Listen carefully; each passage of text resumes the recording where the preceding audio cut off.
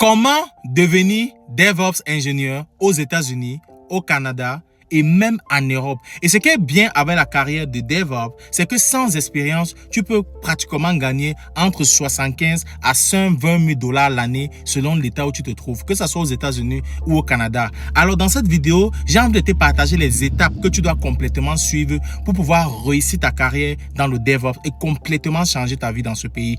Nombreux parmi vous m'écrivent tous les jours, oui, Baptiste, je suis fatigué de faire 2 boulots, 3 boulots, je suis fatigué de travailler dans warehouse, je suis fatigué de faire les delivery avec Uber, avec Lyft. Vous vous plaignez de tous les côtés. Aujourd'hui, je te donne une carrière, une opportunité pour toi de complètement changer ta vie dans les prochains mois. Mais la première chose que je vais te recommander de faire, c'est d'abord partager cette vidéo sur Facebook, partage-la sur YouTube et partage-la surtout sur TikTok. Alors, avant d'aller dans la définition et dans les différentes étapes, c'est quoi un DevOps ingénieur? Ouais. Tu dois comprendre la définition la plus basique.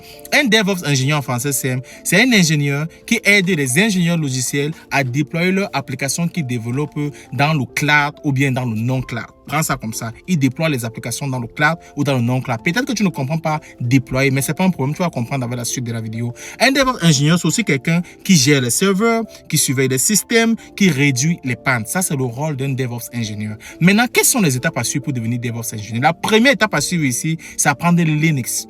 Maintenant, Linux est vague. Il y a des gens qui ont mis dans les commentaires que Linux est trop vague. C'est justement pour ça que je fais la vidéo. C'est pour te dire exactement ce que tu dois apprendre dans Linux. La première chose que tu dois apprendre dans Linux, c'est ce qu'on appelle le CLI. Command Line Interface. Tu dois apprendre le CLI. Ouais? La deuxième chose que tu dois apprendre dans Linux, c'est la gestion des fichiers. La troisième chose, tu dois apprendre les permissions. Et la quatrième chose, tu dois apprendre le SSH. Ça, c'est ce que tu vas apprendre dans Linux. Tu n'apprends pas tout Linux parce que Linux est too big. Mais tu dois apprendre ces choses fondamentales que je viens de te citer. La deuxième étape ici, c'est quoi? Tu dois apprendre le réseau.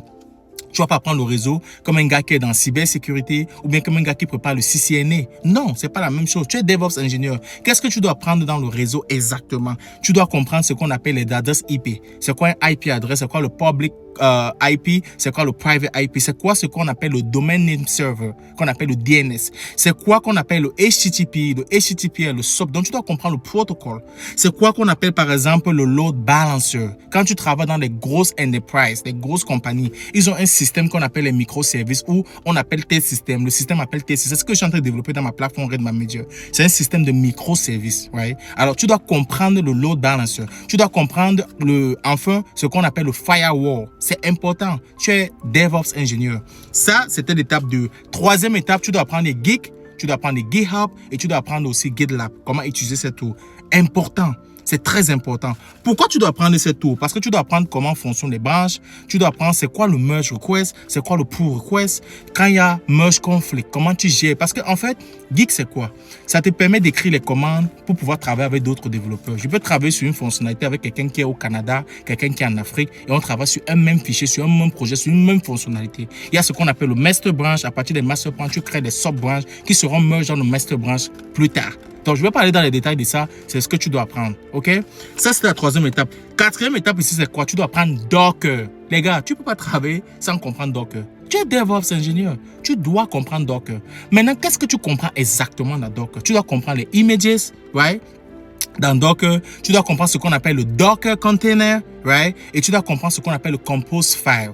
Là, maintenant, je suis en train de développer ma plateforme RedManager.io. Et dans ma plateforme RedManager.io, les deux bases de données qu'on appelle les Relational DDB Management System, j'utilise ce qu'on appelle MySQL pour garder les données utilisateurs et j'utilise Postgres, right? Et je run toutes ces bases de données dans le Docker Container. Ah, mais si tu es ingénieur, tu vas comprendre ce que je dis. Mais ne t'inquiète pas, parce que c'est pour ça qu'il y a cette vidéo que je fais.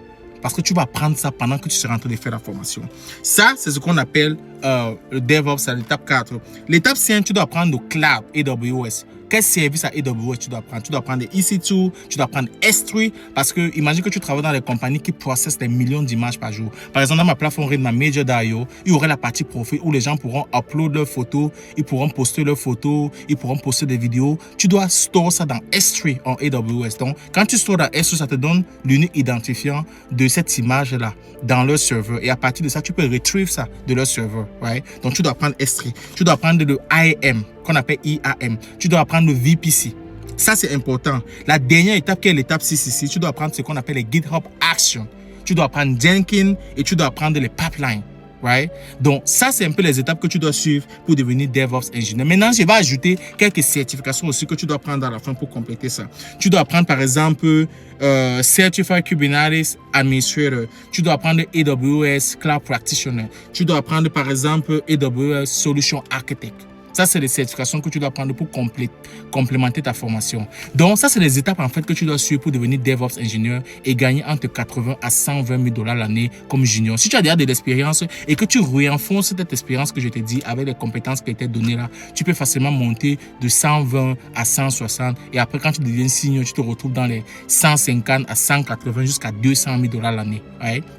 Donc, tout ça, c'est la pratique. Et en plus de ça, tu dois travailler sur les projets concrets que tu pourras mettre dans ton GitHub et avoir un meilleur résumé. Alors, j'ai développé un programme de mentorship où j'aide les personnes à réussir leur carrière aux États-Unis, en Europe et au Canada. Je t'aide complètement à changer ta vie, les gars. Donc, il faut booker une première consultation avec moi. Qu'on parte sur ton background. Qu'est-ce que tu connais? Qu'est-ce que tu ne connais pas? Qu'est-ce que tu veux réellement faire? Comment tu veux changer ta vie? Je t'aide pour ça. C'est pour ça que je suis là. Je suis un guide pour vous aider à complètement changer votre vie, votre carrière dans ces pays, les États-Unis, le Canada et même en Europe.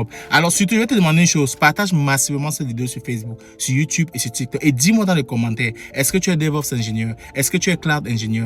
Qu'est-ce que tu connais dans le domaine du DevOps? Je vais te dire en commentaire d'où tu vois cette vidéo. Aux États-Unis, en Europe, au Canada ou en Afrique. Peace out.